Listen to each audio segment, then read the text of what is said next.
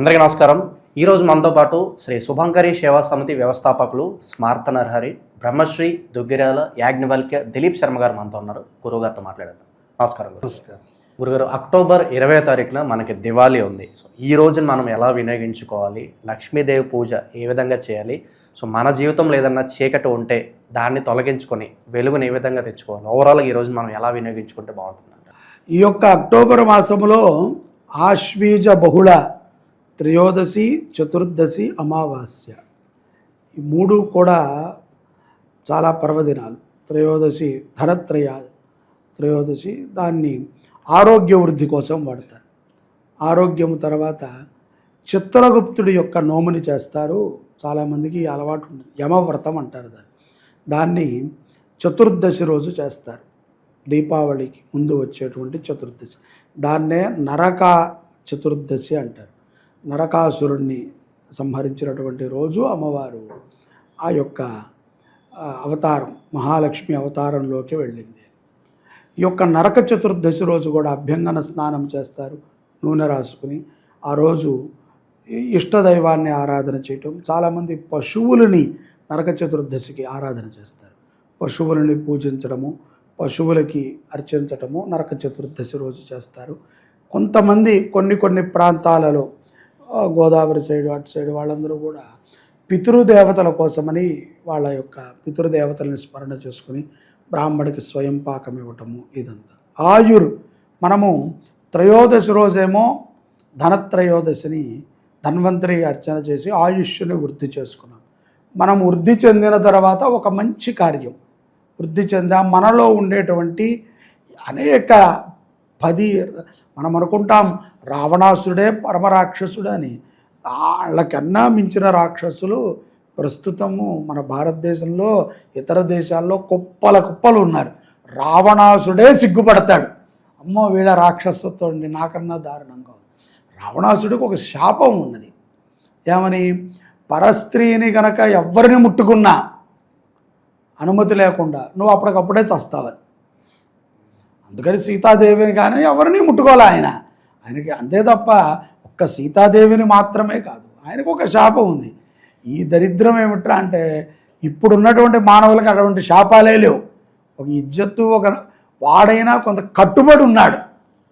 వాడైనా సరే బలాత్కారం చేయలేదు, బంధించాడు, కూర్చోబెట్టాడు, అన్నం పెట్టాడు, హింసించలా. ఇక్కడ మన వాళ్ళు చిత్రహింసలు పెట్టేటువంటి రాక్షసులు ఇప్పుడు ప్రస్తుతం మన దేశంలో, ఇతర దేశాల్లో కుప్పలుగా తిరుగుతున్నారు. అనగా ఇంక ఒకళ్ళ మీద పడి ఏడ్చేవాళ్ళు కూడా ఆ రాక్షసత్వానికి చెందిన వాళ్ళే. కాబట్టి మనలో ఉండేటువంటి రాక్షసుడు ఉంటాడు, వాడిని మనము సంహరించుకోవాలి. ఇది కామ, క్రోధ, మద, మాత్సల్యాలకి సంబంధించినటువంటి రాక్షసుడు. ఊరికనే అత్యాశ, ఎవరైనా బాగుపడుతుంటే చూసి ఓరవలేనితనం, ఏదైనా ఒక మంచి కార్యం జరుగుతుంటే ఇది కమర్షియల్ అని ఒక టైటిల్. కమర్షియల్ కానిది ఏది ఉందో మనం చెప్పాలి. మనం అనుకోవాలి కదా ఇది కమర్షియల్ కాదు అని. మనం ఏం చెప్తాం? ఇంట్లో పిల్లల్ని పెంచడం దగ్గర నుంచి బయటికి మనం ఏ పనికి వెళ్ళినా కమర్షియలే కదా. ధనం మూలం ఇదం జగత్. నీకు మంచిగా కనబడాలి అంటే, నీకు మంచిగా చెయ్యాలి అంటే దానికి సంబంధించినటువంటి వస్తు సంగ్రహం మొత్తం ఉండాలి. అప్పుడు అది దానికి మంచిగా అవుతుంది. అలాంటి సంగ్రహం కావాలి అంటే డెఫినెట్లీ అది కమర్షియలే. వితౌట్ కమర్షియల్ ఏదైనా ఉంటుందా? మీరు చెప్పండి, ఏదైనా ఒకటి ఉంది వితౌట్ కమర్షియల్ అంటే? నీ చిరునవ్వు కూడా చివరికి కమర్షియలే. ఎవడైనా మంచివాళ్ళు కనబడి నవ్వినవాడు కనబడితే నవ్వుతావు, ఏడ్చేవాడు కనబడితే ఏడుస్తావు. మరి అది కూడా ఆఖరికి భావం కూడా కమర్షియల్ చేసేసావు. మనం అనుకుంటాం మన అన్నీ అలా ఉన్నాయి పరిస్థితులు. కాబట్టి మనలో ఉండేటువంటి కామ, క్రోధ, మద, మాత్సల్యాలని దహింపచేయాలి.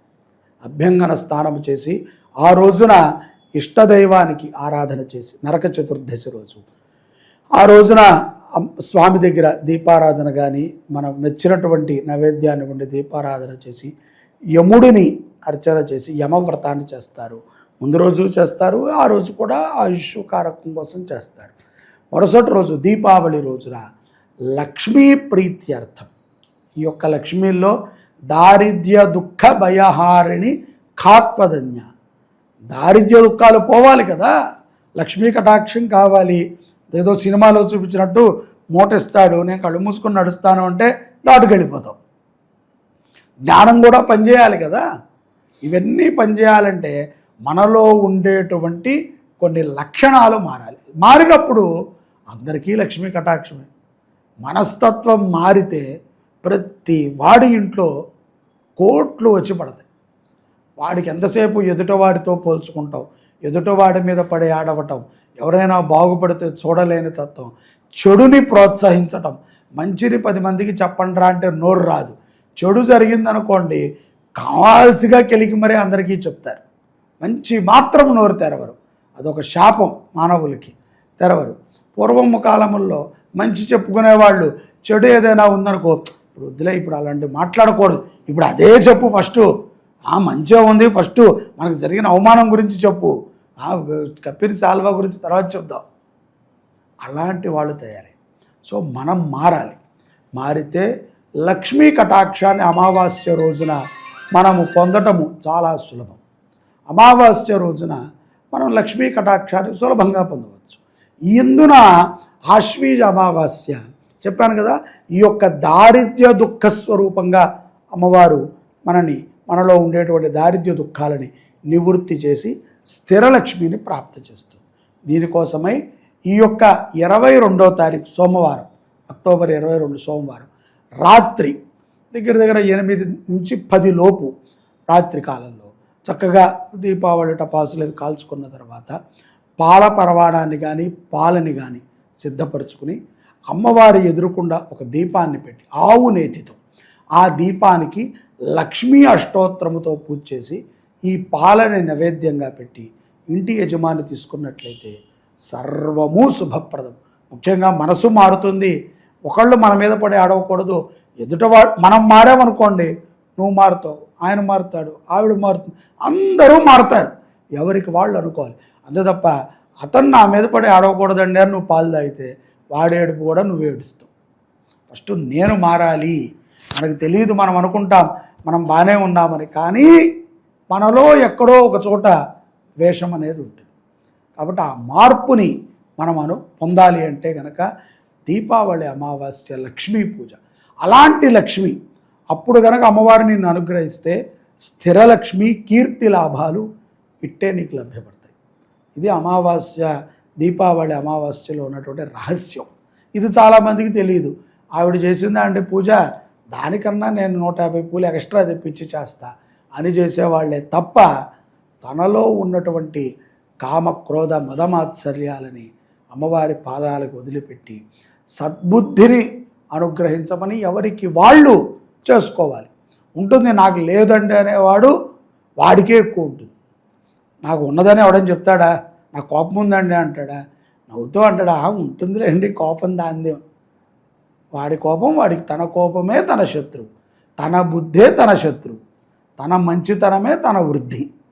అది అందుకని అందరూ కూడా దీపావళి అమావాస్య రోజున భక్తిపూర్వకంగా ఈ 3 రోజుల్లో ఎప్పుడు మనము ఇక్కడ ధనత్రయోదశి, నరక చతుర్దశి, అమావాస్య, శని, ఆది, సోమ, ఈ 3 రోజులు కూడా మనము భక్తిగా చేస్తే శుభము కలుగుతుంది. మంగళం భవత్.